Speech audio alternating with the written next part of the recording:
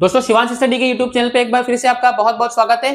Polity की classes लगातार चल रही है और आज की वीडियो में हम भारतीय संविधान के भाग 4 क अर्थात मौलिक कर्तव्य के बारे में पूरी डिटेल से यहाँ पर चर्चा करने वाले हैं। इसके पहले हम संविधान के भाग 4 यानी कि डीपीएसपी पर बहुत ही डिटेल से यहाँ पर चर्चा कर चुके हैं, तो जिसने भी वो वीडियो नहीं देखा है प्लीज जाकर आप वो वीडियो देख लीजिएगा। चलिए बिना टाइम गवाए वीडियो की शुरुआत करते हैं। भारतीय संविधान का भाग नंबर 4 क। अब एक बात थोड़ी सी आप नोटिस कीजिएगा, जब भी आपको संविधान में कोई चीज क या इंग्लिश का में अगर आप संविधान पढ़ेंगे तो अगर ए आपको देखने को मिलता है, इसका मतलब वो जो बात है वो मूल संविधान में यहाँ पर नहीं लिखी गई थी, उस बात को बाकी के संविधान में संशोधन करके बाद में यहाँ पर कुछ बात जोड़ी गई है। इसी प्रकार जब हम भारतीय संविधान का भाग नंबर 4 का पढ़ते हैं तो भारतीय संविधान का भाग नंबर 4 का जो है वो मूल संविधान में शामिल यहाँ पर नहीं हुआ करता था। जी हाँ, इसे हमने बाद में संविधान में इसमें जोड़ा। अब याद कीजिए, मैंने आपको फर्स्ट क्लास में बताया था, जब भी संविधान में कोई भी चीज जोड़ी जाती है या संविधान से कोई भी चीज हटाई जाती है तो उसके लिए संविधान संशोधन यहाँ पर करना पड़ता है। तो जो मौलिक कर्तव्य है उसको 42वां संविधान संशोधन जो कि 1976 में हुआ था, इसके तहत हमने मौलिक कर्तव्यों को भारतीय संविधान में यहाँ पर क्या किया है, शामिल यहाँ पर किया है। थोड़ी सी एक बात मैं आपको थोड़ा सा रिवाइज करा दूं, याद कीजिए। जब हमने भाग नंबर 4 पढ़ा था तो वहां पर राज्य के नीति निर्देशक तत्व थे, अर्थात ऐसे तत्व जो राज्यों को ये सिखाते हैं कि आगे सरकार राज्य को क्या क्या करना है, राज्य के क्या क्या दायित्व होंगे। उसी प्रकार जो मौलिक कर्तव्य है वो मौलिक कर्तव्य हम नागरिकों के कर्तव्य है कि हमको कौन कौन सी चीजों का पालन करना चाहिए। हम वही मौलिक कर्तव्य के आज यहाँ पर पढ़ने वाले हैं जो हमारा दायित्व है। हमने भाग नंबर 4 में राज्यों का दायित्व तो पढ़ लिया, लेकिन हमारा भी कुछ दायित्व बनता होगा ना, भारत का नागरिक होने के रिटर्न में हमको देश को कुछ देना चाहिए, तो वही मौलिक कर्तव्य के रूप में यहाँ पर प्रस्तुत किया गया। तो इसे सरदार स्वर्ण सिंह समिति की सिफारिश पर, जी हाँ, भारतीय संविधान के भाग 4 का मौलिक कर्तव्यों को सरदार स्वर्ण सिंह समिति की सिफारिश पर कौन से देश के संविधान से लिया गया, यूएसएसआर के संविधान से यहाँ पर लिया गया। अब आप सब कहेंगे कि सब यूएसएसआर नामक तो कोई देश संविधान में देश में दुनिया में है ही नहीं, तो यूएसएसआर जो है वो सोवियत संघ रूस को यहाँ पर कहा जाता है। जी हाँ, जो रशिया था, जब 1971 में रशिया ब्रेक हुआ तो 1971 में रशिया के 14 यहाँ पर टुकड़े हो गए। उसके बाद अभी रशिया को किसके नाम से जाना जाता है, केवल रशिया के नाम से, केवल रशिया के नाम से यहाँ पर जाना जाता है। लेकिन उस समय जो रशिया हुआ करता था वो सोवियत संघ रूस यूएसएसआर के नाम से यहाँ पर जाना जाता था, जिसे आज केवल हम रूस के नाम से जानते हैं। जी हाँ, 1991 में रूस जो है वो कितने टुकड़ों में, 14 टुकड़ों में यहाँ पर टूट चुका था। इसीलिए उस समय जब ये देश हुआ करता था तब हमने यूएसएसआर संविधान से लिए थे, लेकिन यूएसएसआर अगर ऑप्शन में नहीं मिलेगा तो हम वहां पर आंसर क्या लगाएंगे, रूस यहाँ पर आंसर लगा सकते हैं। चलिए, तो हमको यहाँ पर 2-3 पॉइंट देखने को मिले कि 42वां संविधान संशोधन 1976 में सरदार स्वर्ण सिंह समिति की सिफारिश पर यूएसएसआर संविधान से हमने मौलिक कर्तव्यों को भारत के संविधान में यहाँ पर क्या किया है, शामिल यहाँ पर किया है। आई होप आपको ये पॉइंट समझ में आए होंगे। चलिए, अब जब हमने इसको शामिल किया मूल रूप से मैंने बताया आपको, जब 1976 में शामिल किया गया था तो इनकी संख्या कितनी हुआ करती थी, 10, और जो वर्तमान संख्या है वो कितनी हो जाएगी आपका, 11। इसका मतलब एक पॉइंट हम फिर कनेक्ट करते हैं, जब मौलिक कर्तव्य जोड़े गए थे तब इनकी संख्या कितनी हुआ करती थी, 10 यहाँ पर हुआ करती थी। एट प्रेजेंट वर्तमान में जब हम बात कर रहे हैं तो मौलिक कर्तव्य की संख्या कितनी है, 11। इसका मतलब एक मौलिक कर्तव्य को बाद में ऐड किया गया है, और जो मौलिक कर्तव्य बाद में ऐड किया गया है वो 11वां मौलिक कर्तव्य है, जिसे 86वां संविधान संशोधन 2002 में जोड़ा गया, और इसे आप बहुत भली भांति परिचित है, जिसमें 6 से 14 वर्ष के बच्चों को राज्य के द्वारा निःशुल्क तथा अनिवार्य शिक्षा का प्रावधान यहाँ पर किया गया है। अब एक बात ध्यान दीजिएगा दोस्तों, जो शिक्षा का अधिकार है वो शिक्षा का अधिकार हमको आर्टिकल 21 के का में देखने को मिला था। याद कीजिए, जब हमने राज्य के नीति निर्देशक तत्व पढ़े थे तब हमने आर्टिकल 45 पढ़ा था, और वहां पर भी इस बात की चर्चा की थी। और अगेन जब हम मौलिक कर्तव्य पढ़ रहे हैं तब भी इस बात की चर्चा यहाँ पर कर रहे हैं। तो इसका मतलब जो शिक्षा का अधिकार है, जो 86वां संविधान संशोधन 2002 के तहत जोड़ा गया था, वो हमको मौलिक अधिकार में भी देखने को मिलेगा, राज्य के नीति निर्देशक तत्वों में देखने को मिलेगा, और साथ ही मौलिक कर्तव्य में यहाँ पर देखने को मिलेगा। आई होप आपको ये पॉइंट समझ में आएंगे। चलिए, अब बिना टाइम गवाए मौलिक कर्तव्य कौन कौन से हैं, कौन कौन से ऐसे दायित्व हैं जो भारत के नागरिकों को करना चाहिए देश के प्रति, देश का नागरिक होने के रिटर्न में। याद कीजिएगा, ये जो मौलिक कर्तव्य केवल भारत के नागरिकों का कर्तव्य है। जो मौलिक अधिकार है वो मौलिक अधिकार नागरिकों को तो मिलते ही है, कुछ दूसरे देशों के लोगों के भी अधिकार यहाँ पर प्रदान किए जाते हैं, लेकिन जो मौलिक कर्तव्य हो केवल भारत के नागरिकों का यहाँ पर कर्तव्य है। एक बात और मैं आपको बताना चाहूंगा, जिस प्रकार डीपीएसपी का हनन होने पर, राज्य के नीति निर्देशक तत्वों का हनन होने पर किसी भी प्रकार की सजा का प्रावधान नहीं है, उसी प्रकार मौलिक कर्तव्यों का हनन होने पर भी किसी भी प्रकार की सजा का कोई भी यहाँ पर प्रावधान नहीं किया गया है।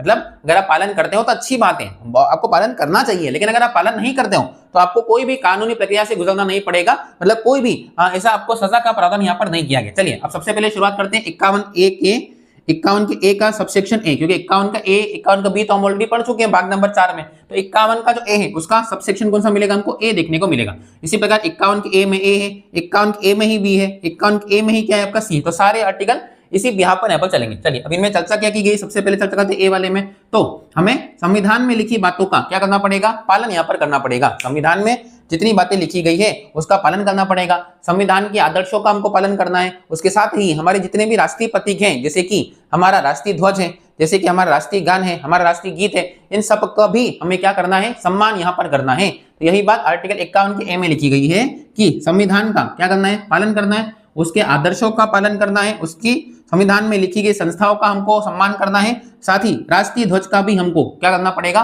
पूरा सम्मान यहाँ पर करना है। यही बात की चर्चा आर्टिकल का मिलेगी हमको 51 के ए में देखने को मिलेगी। चलिए अगला 51 का बी यहाँ पर कहता है कि जो स्वतंत्रता संग्राम में जितने भी आदर्श जुड़े हुए हैं उन सब का हमको क्या करना पड़ेगा, अपनाना यहाँ पर पड़ेगा। स्वतंत्रता संग्राम में जो लोग जुड़े थे, जैसे महात्मा गांधी जुड़े थे, महात्मा गांधी ने अहिंसा का प्रावधान दिया है, भगत सिंह जुड़े थे, चंद्रशेखर आजाद जुड़े थे, नेहरू जी जुड़े हुए थे, जितने भी लोग थे उनके आदर्शों को हमको सम्मानित करना पड़ेगा, हमारे मन में उनको रखना पड़ेगा। ऐसा नहीं है कि जिन लोगों ने हमको आजादी दिलवाई है हम उन लोगों के आदर्शों को भूल जाएं और देश को किसी भी प्रकार से उनका कर्तव्य नहीं माने। हमारे दायित्व होगा कि जिन लोगों ने हमको स्वतंत्रता दिलाई है हमारे मन में उनको हमेशा संजो के रखें, उनका इतिहास हमारे आने वाली पीढ़ियों को हम लगातार बताते रहें। ये बात की चर्चा आर्टिकल 51 के बी में देखने को मिलती है। स्वतंत्रता संग्राम में जुड़े जितने आदर्श हैं उनको क्या करना, अपनाना यहाँ पर पड़ेगा।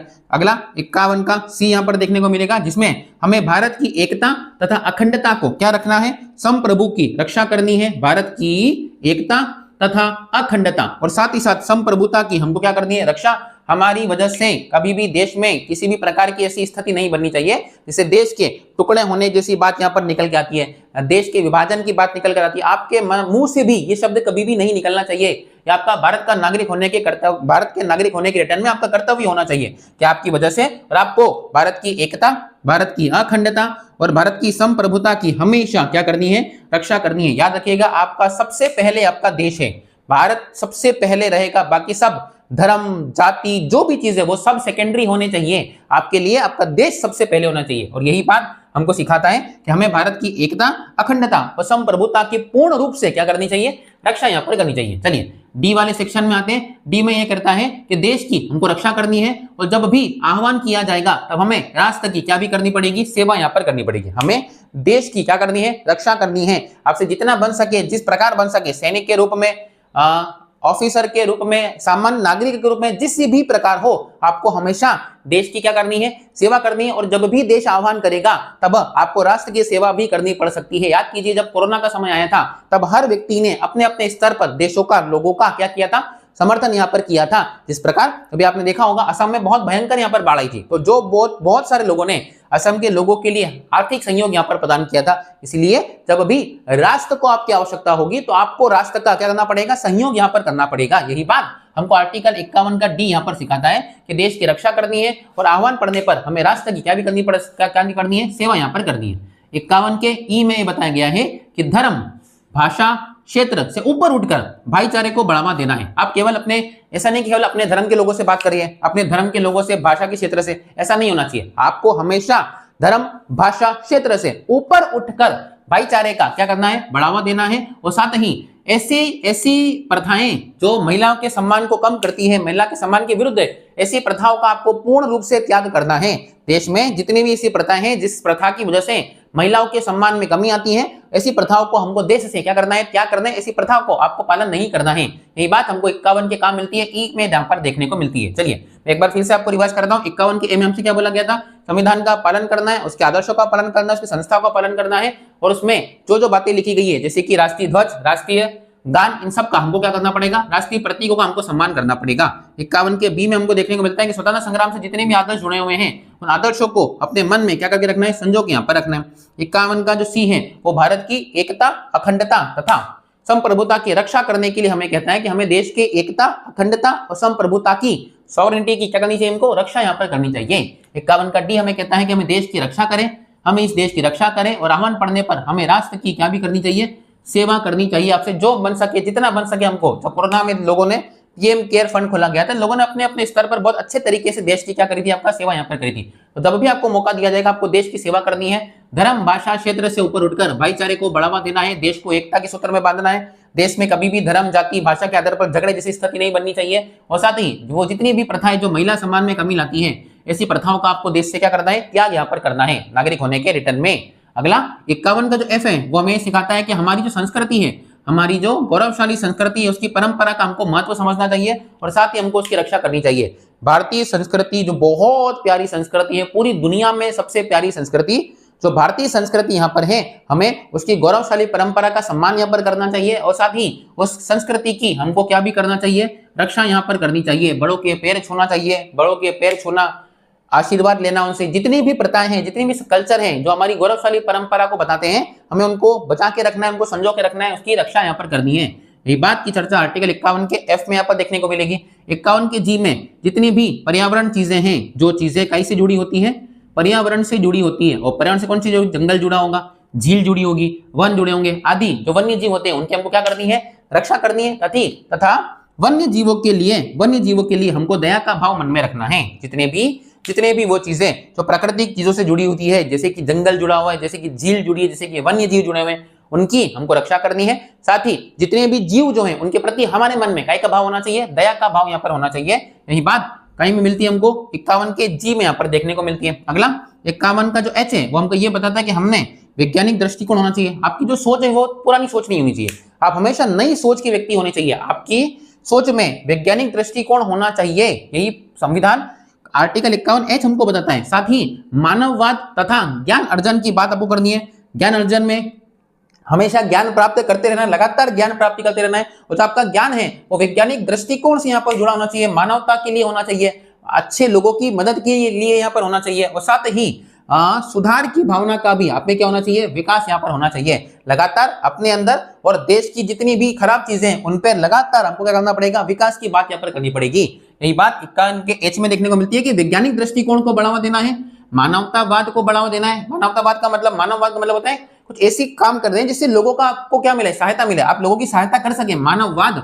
साथ ही ज्ञान अर्जन, वो सुधार की भावना का हमेशा क्या करना है, आपको विकास यहाँ पर करना है। अगला आई के अंदर का जो लिखा है, सार्वजनिक संपत्ति की हमेशा क्या करनी है, आपको रक्षा करनी है और हमेशा देश की हिंसा से क्या रहना है, दूर रहना है, किसी भी प्रकार की हिंसा से दूर रहना है। मैंने एक बात हमेशा देखी है, जब भी देश में किसी भी प्रकार का प्रदर्शन यहाँ पर किया जाता है तो लोग सरकारी संपत्ति को बहुत नुकसान, आपने देखा होगा, लोग ट्रेन जला देते हैं, ट्रेन की सीटें फाड़ देते हैं, सरकारी बस की सीटें फाड़ देंगे, या लोग बैठे बैठे भी कोई काम नहीं होगा, प्रदर्शन नहीं होगा, फिर भी सरकारी संपत्ति को नुकसान पहुंचाएंगे। जो ट्रेन का बेसिन होता है उसको थूक कर चौक यहाँ पर कर देंगे, मूंगफली खाने बैठेंगे ट्रेन के अंदर, पूरी मूंगफली पूरी नीचे बिखेर देंगे और फिर बाद में हमारी व्यवस्था को गाली देते हैं कि भारत का रेलवे सिस्टम ठीक नहीं है, बहुत गंदगी है। भैया गंदगी आप ही ने फैलाई है। अगर आप देश को स्वच्छ नहीं रख सकेंगे, अगर देश का नागरिक देश को स्वच्छ न रखेगा तो सरकार कहां से देश को स्वच्छ रख पाएगी हमका। इसलिए हमको ऐसे काम नहीं करने हैं, हमें सरकारी संपत्ति की यहाँ पर क्या करनी है, रक्षा करनी है और हिंसा से हमेशा क्या रहना है, दूर यहाँ पर रहना है। यही हमारा आर्टिकल 51 का आई सिखाता है।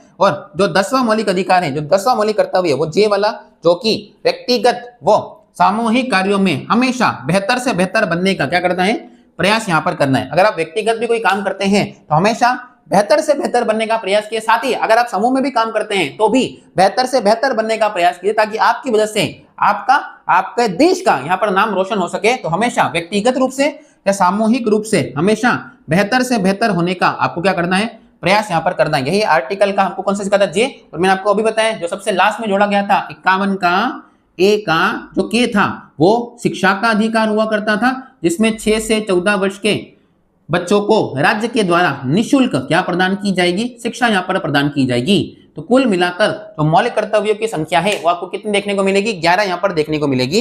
जब हमने संविधान इसमें जोड़े गए थे तब कितनी संख्या थी, 10, और वर्तमान संख्या कितनी हो जाएगी आपका 11, जिसे 11वें को हमने 86वां संविधान संशोधन के तहत यहाँ पर शामिल किया गया है। आई होप आज छोटा वीडियो था, क्योंकि मौलिक कर्तव्य काफी छोटा सा कॉन्सेप्ट है, ज्यादा कोई बड़ा कॉन्सेप्ट है नहीं यहाँ पर। और मैंने अभी बताया आपको कि सरदार स्वर्ण सिंह समिति की सिफारिश पर इसको क्या किया गया था, लागू यहाँ पर किया गया था। मैं एक बात और बताऊंगा, मौलिक कर्तव्य से जुड़ी एक समिति और है जिसका नाम है वर्मा समिति। जी हाँ, वर्मा समिति का भी यहाँ पर एक निर्माण किया गया था, ताकि मौलिक कर्तव्य को और भी बेहतर तरीके से लागू यहाँ पर किया जा सके। तो क्वेश्चन ये आ सकता है कि मौलिक कर्तव्य को और भी बेहतर तरीके से लागू करने के लिए किस समिति का गठन यहाँ पर किया गया था। 1999 में गठन हुआ था, 1999 में, और समिति का नाम आपको क्या मिलेगा, वर्मा समिति यहाँ पर देखने को मिलेगा। आई होप आपको ये सारी बात, सारे पॉइंट यहाँ पर समझ में आए होंगे। अब मैं आपको एक क्वेश्चन पूछूंगा, इस क्वेश्चन का आंसर आप मुझे कमेंट सेक्शन में देंगे। जो सबसे पहले आंसर देगा उसको सबसे पहले मेरी तरफ से जो हार्ट सेक्शन है वो हार्ट दिया जाएगा। सबसे पहले आपको कमेंट में लाइक करूंगा आपका, ठीक है। क्वेश्चन मेरा ये है कि मूल संविधान में, ध्यान दीजिएगा, मूल संविधान में मौलिक कर्तव्यों की संख्या कितनी थी? मेरे शब्दों को फिर गौर से सुनिएगा, क्वेश्चन गलत नहीं होना चाहिए आपसे। मूल संविधान में मौलिक कर्तव्यों की संख्या बताइए, ये आपका क्वेश्चन है और आपको आंसर कमेंट सेक्शन में यहाँ पर देना है। आई होप आपको ये वीडियो पसंद आया होगा। वीडियो अगर आपको पसंद है तो प्लीज वीडियो को लाइक कर दीजिए, चैनल को सब्सक्राइब करना बिल्कुल भी मत भूलिएगा, क्योंकि मैं आपके लिए बहुत ज्यादा मेहनत कर रहा हूं। अभी वर्तमान 10 बज रही है रात की, लेकिन मैं वीडियो डालना भूल गया था, मैं बाहर गया था आज इसलिए, लेकिन फिर भी आपके लिए रात की 10 बजे वीडियो बना रहा हूं मैं, और अभी आधे घंटे में वीडियो अपलोड कर दूंगा, ताकि डेली आपको कोई ना कोई पढ़ने का टॉपिक यहाँ पर मिलता रहे। इसलिए आपका कर्तव्य बनता है, जिस प्रकार देश के नागरिक कर्तव्य है उस प्रकार आप विद्यार्थी का भी कर्तव्य है कि हम लोग जो टीचर है जो आपके लिए इतनी मेहनत करता है कृपा करके उसके लिए थोड़ा सा इतना सा योगदान कर दीजिए। वीडियो को लाइक कर दीजिए, अपने किसी ग्रुप में इस वीडियो को शेयर कर दीजिए, प्यारे से कमेंट नीचे छोड़ दीजिए। मिलते हैं अगली वीडियो में, तब तक के लिए जय हिंद।